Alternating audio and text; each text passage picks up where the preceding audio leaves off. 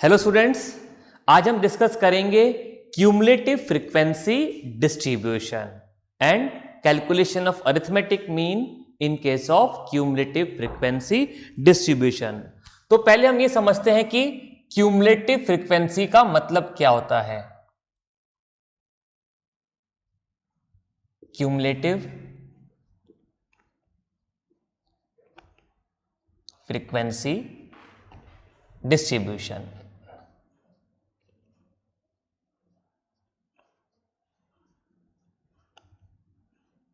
Okay, सो अभी तक जो हमने क्वेश्चंस किए उसमें हमें एक कंटिन्यूअस फ्रीक्वेंसी डिस्ट्रीब्यूशन गिवन था। और क्या गिवन था? हमें क्लासेस गिवन थी और उन क्लासेस के सामने कुछ फ्रीक्वेंसीज लिखी हुई थी। तो वो जो फ्रीक्वेंसीज लिखी हुई थी उन्हें हम बोलते हैं क्लास फ्रीक्वेंसी, यानी कि एक पर्टिकुलर फ्रीक्वेंसी एक कॉरस्पॉन्डिंग क्लास को रिप्रेजेंट कर रही है। ओके, सो फॉर एग्जांपल जैसे कि क्लासेस हैं 10 to 20, 0 से 10 and then 10 to 20, 20 to 30 and so on. अगर ये हमें क्लासेस गिवन है और यहां पर कुछ वैल्यूज गिवन है फ्रीक्वेंसी की 15, 22, 11 एंड सो ऑन, तो ये फ्रीक्वेंसी 15 इस क्लास को कॉरस्पॉन्ड कर रही है। यानी कि ऐसी 15 ऑब्जर्वेशंस हैं जिनकी वैल्यू 0 या उससे ज्यादा लेकिन 10 से कम है। ऐसी 22 ऑब्जर्वेशंस हैं जिनकी वैल्यू 10 या उससे ज्यादा लेकिन 20 से कम है। तो इन फ्रीक्वेंसीज को हम बोलते हैं class frequency.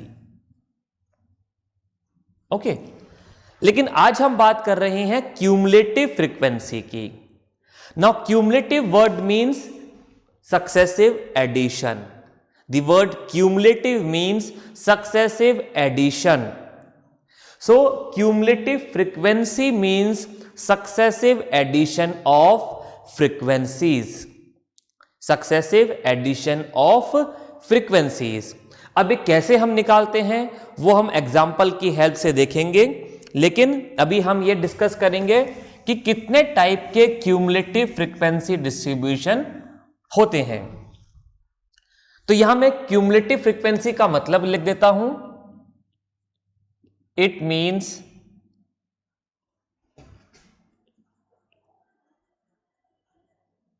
Successive addition of class frequencies. Okay, cumulative frequency means successive addition of class frequencies. So there are two types of cumulative frequency distribution. There are two types of cumulative frequency distribution.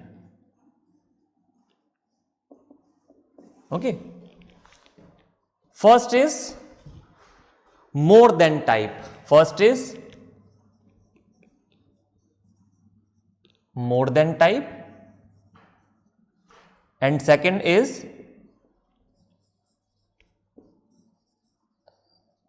less than type.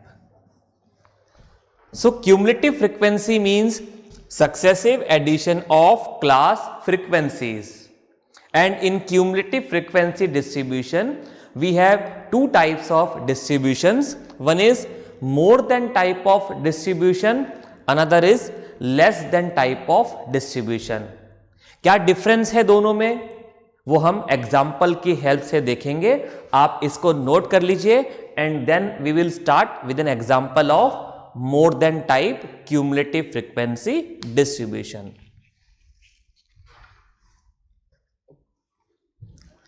सो इसको मैं rub कर देता हूं। आप अपना notebook ready रखिए, question note करेंगे and then we will discuss it.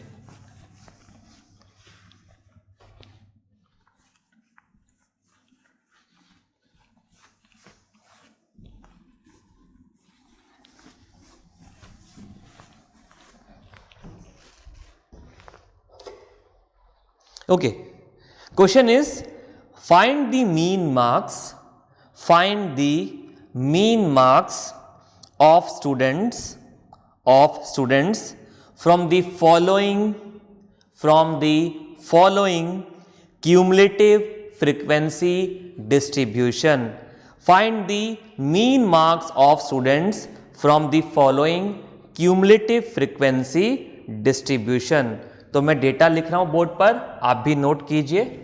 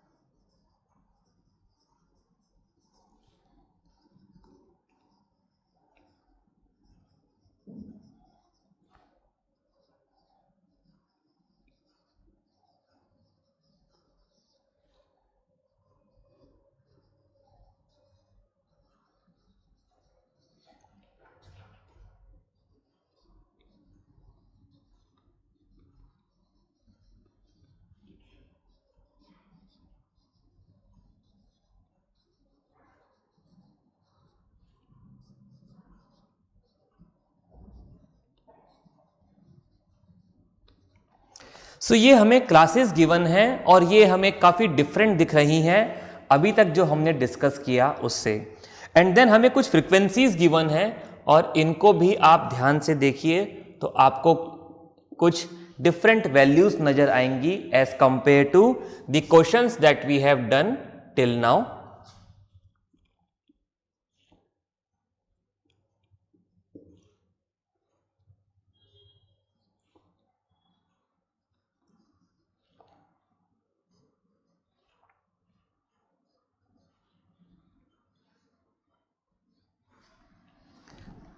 Okay, तो ये हमें एक डेटा गिवन है, एक डिस्ट्रीब्यूशन गिवन है and it is an example of more than type of cumulative frequency distribution. अब देखिए यहां पर लिखा है 0 एंड अबव, या मैं इसको 0 एंड मोर देन 0 भी बोल सकता हूं. तो मोर वर्ड यूज किया जाए या अबव वर्ड यूज किया जाए, दोनों एक ही बात है यहां पर. तो मोर देन भी लिखा हो सकता है क्वेश्चन में या अबव वर्ड भी लिखा हो सकता है. मोर का मतलब भी ज्यादा एंड अबव का मतलब भी 0 या उससे बड़ी वैल्यूज, ज्यादा वैल्यूज. तो दोनों एक ही बात है, क्वेश्चन में कंफ्यूज नहीं होंगे. अगर मोर देन लिखा है या अबव लिखा है, दोनों एक ही बात है. अब अभी तक तो हमें कुछ डिफरेंट वैल्यूज गिवन होती थी, जैसे कि classes 0 to 10, 10 to 20, 20 to 30 and so on. एक लोअर क्लास लिमिट, एक अपर क्लास लिमिट्स हमें गिवन थी. लेकिन यहां पर ऐसा नहीं गिवन है, यहां पर कुछ डिफरेंट डेटा है. क्या लिखा हुआ है? 0 and above, 10 and above, 20 and above and so on. अब आप अगर नंबर ऑफ स्टूडेंट्स, यानी कि ये हमें गिवन है फ्रीक्वेंसी, ये हमें गिवन है फ्रीक्वेंसी की वैल्यू. लेकिन आप इन वैल्यूज को अगर देखें तो आप ऑब्जर्व कर सकते हैं कि ये वैल्यूज डिसेंडिंग ऑर्डर में लिखी हुई हैं. ये वैल्यूज डिसेंडिंग ऑर्डर में लिखी हुई हैं. तो क्या इनका कुछ और मतलब है? अभी तक जो हमने वैल्यूज देखी वो ऐसी नहीं थी, एक रैंडम ऑर्डर था. कभी वैल्यूज इंक्रीज हो रही थी, कभी डिक्रीज हो रही थी. There was no proper order की असेंडिंग ऑर्डर या डिसेंडिंग ऑर्डर में ही क्लास फ्रीक्वेंसीज होंगी. लेकिन यहां पर जो फ्रीक्वेंसीज गिवन है, ये frequencies throughout the data descending order में है. ओके, फर्स्ट वैल्यू सबसे हाईएस्ट है एंड लास्ट वैल्यू सबसे लोएस्ट है. So this type of data is known as cumulative frequency distribution. क्यों इसको हमने क्यूमुलेटिव फ्रीक्वेंसी डिस्ट्रीब्यूशन बोला? क्यूमुलेटिव फ्रीक्वेंसी का तो मतलब मैंने आपको बताया कि successive addition of class frequencies. तो क्या ये क्लास फ्रीक्वेंसीज का एडिशन लिखा हुआ है, और ये जो हमारे पास वैल्यूज लिखी हैं क्लासेस की, इनका क्या मतलब है? तो ये हम समझते हैं। ये एक क्यूमुलेटिव फ्रीक्वेंसी डिस्ट्रीब्यूशन है, और किस टाइप का क्यूमुलेटिव फ्रीक्वेंसी डिस्ट्रीब्यूशन है? मोर than type of cumulative frequency distribution, क्योंकि यहां पर वर्ड यूज किया हुआ है अबव। अबव या मोर एक ही बात है, तो अबव वर्ड लिखा हो या मोर वर्ड का यूज किया जाए तो हम समझ जाएंगे कि ये मोर than type of cumulative frequency distribution है। अब हमें इस डेटा को, हमें इस डिस्ट्रीब्यूशन को सबसे पहले कन्वर्ट करना है क्लास फ्रीक्वेंसी डिस्ट्रीब्यूशन में। यानी कि अभी तक जो हमने क्वेश्चन सॉल्व किए हैं उसमें जो क्वेश्चंस हमें गिवन था वैसे ही फॉर्म में हमें इस डिस्ट्रीब्यूशन को कन्वर्ट करना है, तभी हम यहां से मीन कैलकुलेट कर पाएंगे। यह टॉपिक इंपॉर्टेंट है क्योंकि यही टॉपिक हमें मीडियन में भी काम आएगा। ओके, तो इसको बहुत ध्यान से समझेंगे। जब हम मीडियन पढ़ेंगे तब भी सेम टाइप के क्वेश्चंस हमें मिलेंगे। ओके, और वहां पर भी सेम प्रोसेस फॉलो करेंगे जैसा कि अभी हम यहां पर सीखेंगे। तो वहां हम दोबारा ये डिस्कस नहीं करेंगे कि मोर देन टाइप को क्लास फ्रीक्वेंसी डिस्ट्रीब्यूशन में कैसे कन्वर्ट किया जाए। अभी समझ रहे हैं, और इसको हम आगे भी यूज करेंगे जब हम मीडियन पढ़ेंगे। तो इसको बहुत ध्यान से समझेंगे। ये टॉपिक बाद में मीडियन के टाइम पर भी हमें काम आएगा। तो ये जैसा मैंने बताया कि एक more than type of cumulative frequency distribution है, और अब हमें इसको कन्वर्ट करना है क्लास फ्रीक्वेंसी डिस्ट्रीब्यूशन में। तो मैं यहां पर फिर से मार्क्स लिख देता हूं एंड नंबर ऑफ स्टूडेंट्स लिख देता हूं। ओके, मीन तो तब कैलकुलेट करेंगे जब हम पहले इसको क्लास फ्रीक्वेंसी डिस्ट्रीब्यूशन में कन्वर्ट कर देंगे। तो सबसे पहले हमें सीखना है इसका कन्वर्जन। जब हम इसको क्लास फ्रीक्वेंसी डिस्ट्रीब्यूशन में कन्वर्ट कर देंगे तो हमें बिल्कुल वैसा ही क्वेश्चन मिलेगा, जैसे वैसा ही डिस्ट्रीब्यूशन या डेटा मिलेगा जैसा कि अभी तक हम सॉल्व करते आए हैं, और उसके बाद का पूरा प्रोसेस तो हमें पता है। तो देखते हैं कैसे इसको हम कन्वर्ट करेंगे। ओके, तो इसका मतलब समझते हैं पहले हम। यहां पर जो हमें इंफॉर्मेशन गिवन है हम इसका मतलब समझते हैं। हमारे पास में लिखा है 0 एंड अबव। 0 एंड अबव इसका मतलब हुआ 0 या उससे बड़ी वैल्यूज, 0 या उससे बड़ी वैल्यूज। यानी कि अगर मैं कोई वेरिएबल x मान लूं और x की वैल्यू क्या है 0 एंड अबव, 0 एंड अबव, तो हम इसको इक्वेशन की फॉर्म में कैसे रिप्रेजेंट कर सकते हैं? x greater than equal to 0, क्योंकि यहां पर लिखा है 0 एंड अबव, 0 और उससे बड़ी वैल्यूज, यानी कि यहां पर 0 भी इंक्लूडेड है। यहां पर 0 भी इंक्लूडेड है, तो x की वैल्यू क्या हो गई? Greater than equal to 0। Okay, अब देखते हैं कि यहां पर लास्ट वैल्यू क्या लिखी हुई है।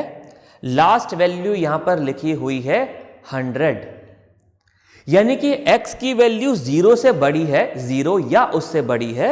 x is greater than and equal to 0 and less than और इक्वल टू 100।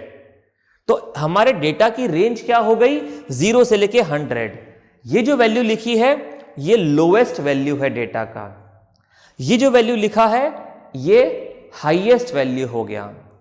तो सबसे पहले इन दोनों वैल्यूज को देखकर हम डेटा का रेंज मालूम कर लेंगे कि डेटा किस रेंज में वेरी हो रहा है।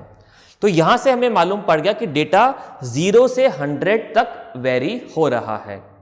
ओके, तो 0 एंड अबव, अब जब हमें अपर लिमिट मालूम पड़ गई, रेंज का लास्ट हाईएस्ट वैल्यू मालूम पड़ गया, तो अब हम क्या बोल सकते हैं इसको कि ये कौन सी वैल्यूज हो गई? 0 and more than 0, 0 and above, और कहां तक, 100 तक, greater than and equal to 0 and less than और इक्वल टू 100। क्योंकि 0 एंड अबव, यहां अबव के बाद कोई अपर लिमिट तो मेंशन नहीं है। अगर यहां पर लिखा होता 0 एंड अबव 0 अप टू 50, तो यानी कि उसका मतलब होता 0 से लेकर 50 तक की वैल्यूज। लेकिन यहां पर लिखा है 0 एंड अबव और उसके बाद कोई नंबर नहीं लिखा। ऐसी क्लासेस को हम बोलते हैं ओपन एंडेड क्लासेस। क्या बोलते हैं? Open ended classes. क्योंकि यहां पर एक क्लास में दो वैल्यूज होती हैं, दो limits, lower class limit, upper class limit. यहां पर लोअर लिमिट तो समझ में आ गई, लेकिन अपर लिमिट हमें नहीं पता। तो ये क्लास ओपन है, 0 से लेकर और उससे बड़ी सारी वैल्यूज इंक्लूड हो गई, तो हमने इनको बोला ओपन एंडेड क्लासेस। अब क्योंकि डेटा का रेंज कहां तक है, 100 तक, तो ये जो फर्स्ट स्टेटमेंट हमारे पास में लिखा है या फर्स्ट क्लास हमारे पास में लिखा है, इसका मतलब हो गया 0 या उससे बड़ी वैल्यूज अप टू 100। बात समझ में आई? इसका मतलब हो गया 0 या उससे बड़ी values greater than and equal to 0 and less than and equal to 100। So इसका मतलब हो गया 0 से लेके 100। तो यहां मैं भी ऐसा लिख देता हूं, ये 0 से लेके 100 तक की सारी वैल्यूज को कंसीडर कर रहा है। ओके, बात समझ में आई? फर्स्ट क्लास क्या हो गई? 0 से लेके 100 तक की सारी वैल्यूज। अब ये हमें मार्क्स का डेटा गिवन है। चलिए एक एग्जांपल से समझते हैं। एक क्लास है और उसमें कुछ सपोज कि 50 स्टूडेंट्स हैं, 60 स्टूडेंट्स हैं, n नंबर ऑफ स्टूडेंट्स हैं। एक 100 मार्क्स का टेस्ट हुआ, ओके, और रिजल्ट आया और सारे स्टूडेंट्स को कॉपीज डिस्ट्रीब्यूट कर दी गई। अब मैंने क्लास में जाके अनाउंस किया, दो स्टूडेंट प्लीज स्टैंड अप, दो students please stand up who scored 0 and above marks. मैंने क्लास में जाके अनाउंस किया, those students please stand up who scored 0 and above marks. यानी कि वो स्टूडेंट्स खड़े हो जाएं जिनके नंबर 0 या उससे ज्यादा आए हैं। तो आप मुझे बताइए कि कितने स्टूडेंट्स खड़े हो जाएंगे क्लास में? ऑब्वियसली पूरी की पूरी क्लास ही खड़ी हो जाएगी। All students will stand up, क्योंकि सभी स्टूडेंट्स के मार्क्स 0 या उससे ज्यादा ही आए होंगे। क्योंकि यहां पर मैंने डेटा की पूरी रेंज को कवर कर दिया। तो यानी कि ये जो क्लास है ये क्या इंक्लूड कर रहा है? ये फर्स्ट क्लास जो है ये इंक्लूड कर रहा है all of the observations, all of the observations. और इसके सामने देखिए कि फ्रीक्वेंसी की वैल्यू क्या लिखी हुई है, नंबर ऑफ स्टूडेंट्स क्या लिखा हुआ है, 80। यानी कि इसका मतलब यह हुआ कि क्लास में 80 स्टूडेंट्स थे। क्योंकि हमने रेंज क्या ली है, हमने डेटा की पूरी रेंज ले ली है, और पूरी रेंज में तो all of the observations are included. जैसे मैंने बोला, all students stand up who scored 0 and above mark, तो entire class will stand up because entire class is covered in this range. So this means कि ये जो value है 80, ये क्या है?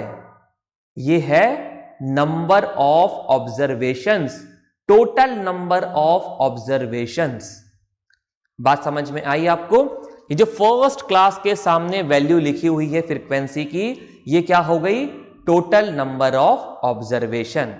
ओके, तो मैं इसको भी ऐसा लिख देता हूं यहां पर कि 0 से लेके 100 की रेंज में 80 ऑब्जर्वेशंस हैं। ओके, यहां तक बात क्लियर है?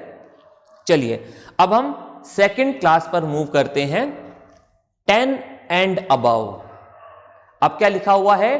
10 एंड अबव। यानी कि 10, ओके, इंक्लूडिंग 10 या उससे बड़ी वैल्यूज, इंक्लूडिंग 10 ग्रेटर देन और इक्वल टू 10। इसका मतलब हो गया 10 एंड अबव का मतलब हो गया कि x की वैल्यू है अब greater than and equal to 10।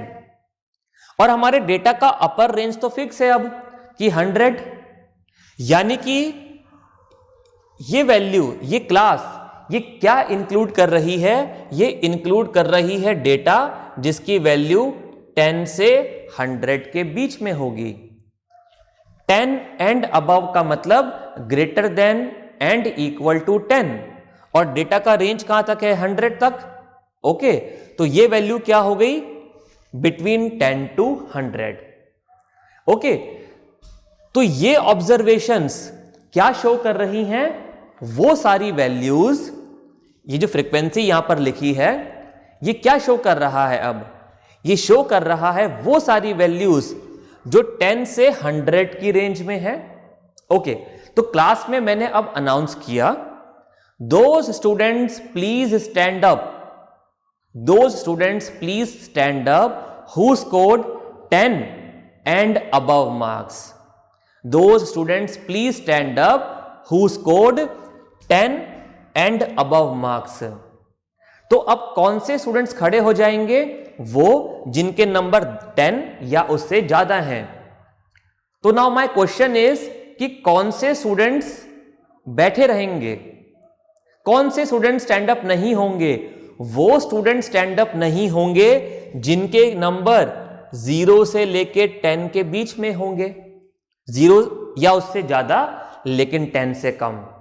कौन से स्टूडेंट्स नहीं खड़े होंगे? अब वो स्टूडेंट नहीं खड़े होंगे जिनके मार्क्स 0 या उससे ज्यादा हैं लेकिन 10 से कम है। ओके, बात समझ में आई? तो देखिए, 0 से लेके 100 तक के बीच में कितनी वैल्यूज हैं? 80। 0 से लेके 100 की रेंज में कितनी वैल्यूज हैं? 80। चलिए इसको मैं ऐसा लिख देता हूं कि 0 से 10 एंड देन 10 से 100। इसको मैंने दो पार्ट में डिवाइड कर दिया। 0 से लेके 100 को मैंने दो पार्ट्स में डिवाइड कर दिया, 0 से 10 एंड देन 10 टू 100। अब देखिए कि 10 से लेके 100, 10 से लेके 100 के बीच में कितनी वैल्यूज हैं? 77। बात समझ में आई?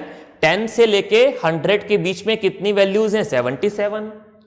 और 0 से लेके 100 के बीच में कितनी वैल्यूज हैं? 80। तो देखिए, इस रेंज में से ये वाला पार्ट कितनी वैल्यूज हैं? 77। ओके, ये कितनी वैल्यूज हैं? 77। तो अब मुझे बताइए कि 0 से लेके 10 के बीच में कितनी ऑब्जर्वेशंस होंगी? यहां से लेके यहां 0 से 100 के बीच में है 80, और इसमें से 77 तो 10 से 100 के बीच में आ गई। तो इस रेंज में कितनी वैल्यूज बची? 80 माइनस 77। बात क्लियर है? 80 माइनस 77। तो 0 टू 10 की रेंज में कितनी ऑब्जर्वेशंस हुई? कितने नंबर ऑफ स्टूडेंट्स हो गए? 80 माइनस 77 यानी कि 3। यहां तक बात बिल्कुल क्लियर है? चलिए हम आगे बढ़ते हैं।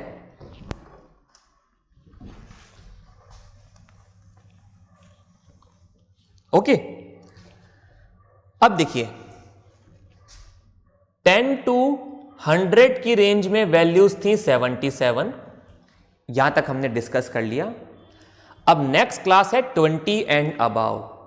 अब 20 एंड अबव का मतलब 20 या उससे ज्यादा। तो मैंने बोला कि those students please stand up who scored 20 and above marks.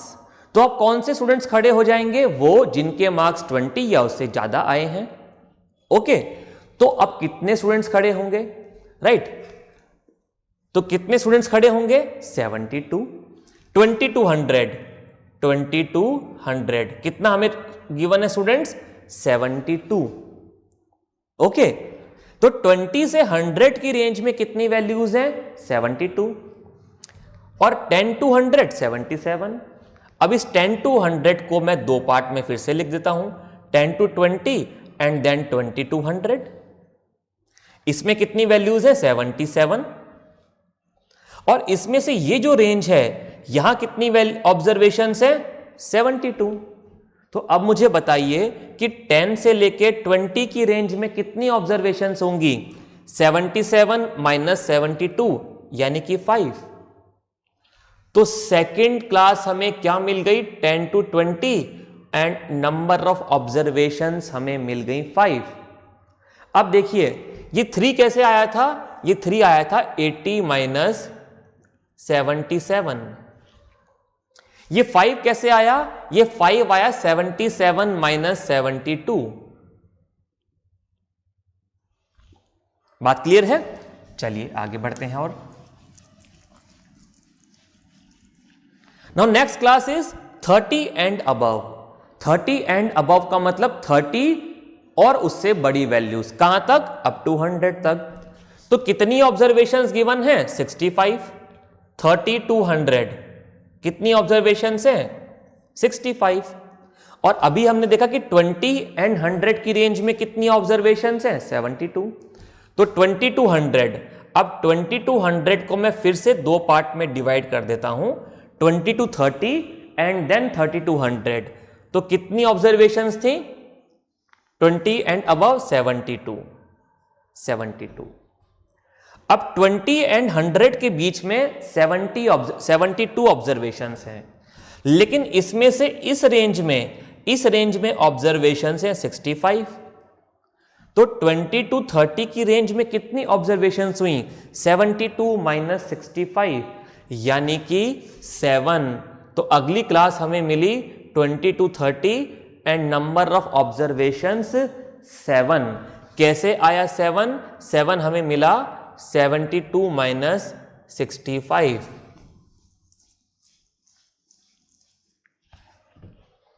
यहां तक बात बिल्कुल क्लियर है? तो देखिए हमें 1 by 1 क्लासेस मिलती जा रही हैं, 0 to 10, 10 to 20, 20 to 30। क्या इसी तरीके से हम आगे की क्लासेस लिख सकते हैं? बिल्कुल लिख सकते हैं।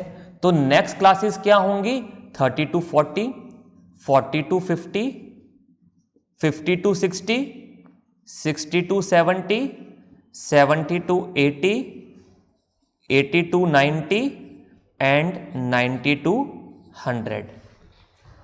ओके, अब आप अभी इतना नोट कीजिए, फिर हम इसको आगे डिस्कस करते हैं। Okay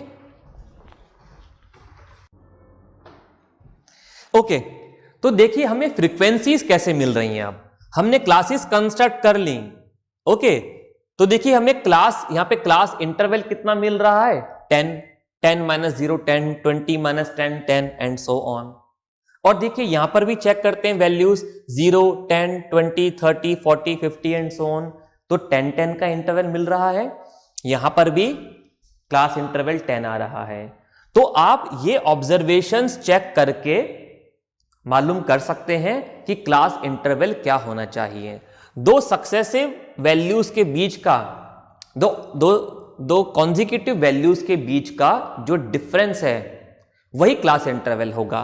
10 minus 0 10, 20 minus 10 10, 30 minus 20 10 and so on. सब जगह पर डिफरेंस 10 आ रहा है, तो यहां क्लास इंटरवल 10 ही होगा। और वो हमने समझ भी लिया कि 10 कैसे आएगा। अब देखिए कि हमें क्लास फ्रीक्वेंसीज कैसे मिल रही थी। हमें फर्स्ट वैल्यू मिली 80 माइनस 77। तो फर्स्ट क्लास के लिए क्लास फ्रीक्वेंसी क्या मिली, फर्स्ट क्लास की क्यूमुलेटिव फ्रीक्वेंसी।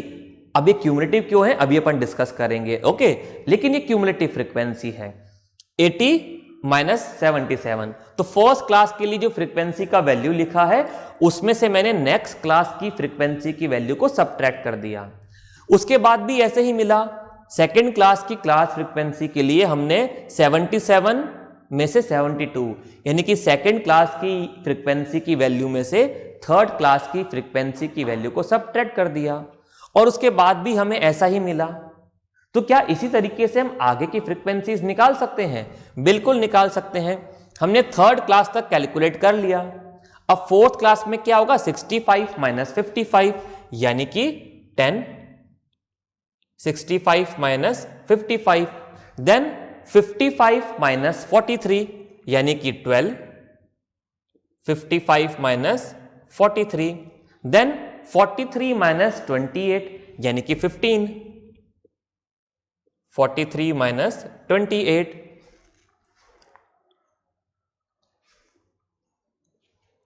देन 28 माइनस 16 यानी कि 12,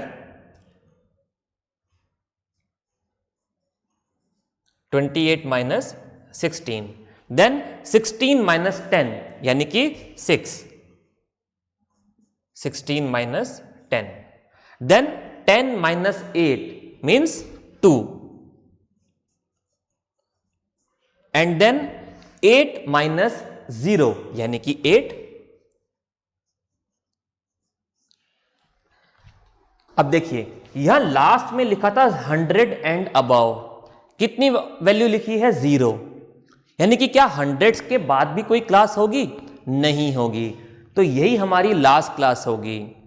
फॉर एग्जाम्पल मैंने क्लास में अनाउंस किया, those students please stand up who scored above 100 marks, who scored above 100 marks. तो क्या 100 में से किसी के 100 से ज्यादा मार्क्स आएंगे? नहीं आएंगे। So when I said that दो students please stand up who scored 100 and above mark, तो no student will stand up, so that's why frequency here is 0। Okay, अब बात क्लियर है?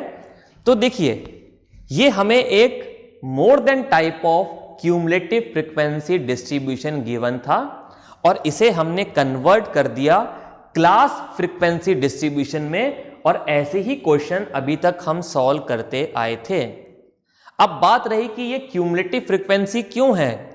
क्या ये 80 सम ऑफ ऑल फ्रीक्वेंसीज है? बिल्कुल है। देखिए आप इन सारी वैल्यूज को ऐड कीजिए तो आपको सम क्या मिलेगा? 80। तो जब हमने फर्स्ट क्लास की बात करी तो फर्स्ट क्लास की फ्रीक्वेंसी में क्या वैल्यू लिखी थी? 80, और 80 कैसे मिल रहा था? फर्स्ट क्लास से लेके लास्ट क्लास तक की सारी क्लास फ्रीक्वेंसीज को ऐड करके। तो 80 is sum of all the frequencies from class 1 to class 10th, तो दैट्स व्हाई ये क्यूमुलेटिव फ्रीक्वेंसी है। देन वैल्यू लिखा है सेकेंड क्लास के सामने 77। अब आप सेकेंड क्लास से लेके और लास्ट क्लास तक की फ्रीक्वेंसीज को ऐड कीजिए, क्या सम मिलेगा हमें? 77। दिस मींस ये 77 क्या शो कर रहा है? Sum of all class frequencies from class second to class 10th। और इसी तरीके से ये सारी वैल्यूज क्या लिखी हैं? जिस क्लास की ये फ्रीक्वेंसी की हम बात कर रहे हैं, ये उस क्लास से लेके लास्ट क्लास तक की क्लास फ्रीक्वेंसीज का सम लिखा हुआ है, राइट? अब आप इसमें कुछ पॉइंट ऑब्जर्व कीजिए।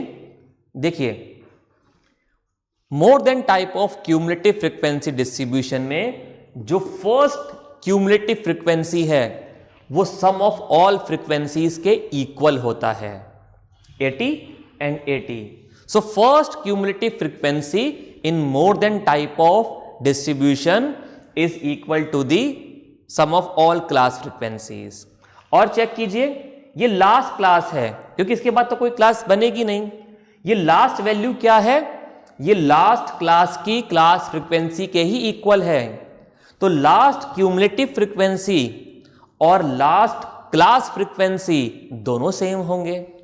तो अगर आपको ऐसी वैल्यूज मिल रही हैं तो इसका मतलब कि हमने सही किया है, कैलकुलेशन सही है। अदरवाइज अगर कहीं मिस्टेक होगी तो आइडेंटिफाई हो जाएगी। तो मोर देन टाइप में ये बातें हमें ध्यान रखनी है। तो ये हमने सीखा मोर than type cumulative frequency distribution का क्लास फ्रीक्वेंसी डिस्ट्रीब्यूशन में कन्वर्जन। और अब हमें इसका मीन निकालना है तो वो आप ऑलरेडी निकाल चुके हैं। मैं आपको आंसर बता देता हूं। यहां पर जब आप मीन कैलकुलेट करेंगे तो x बार का वैल्यू आएगा 51.75 मार्क्स। तो अब इसके बाद इस क्वेश्चन को आप सॉल्व करेंगे क्योंकि इसके बाद का पूरा प्रोसेस हम समझ चुके हैं प्रीवियस क्लासेस में। आप स्टेप डेविएशन मेथड यूज करके इस क्वेश्चन का मीन कैलकुलेट करेंगे। कोई डाउट है तो आप वीडियो को दोबारा देखेंगे, प्रीवियस वीडियोस को देखेंगे एंड अपने फैकल्टी इंचार्ज से डिस्कस करेंगे। We will meet in the next class. Bye.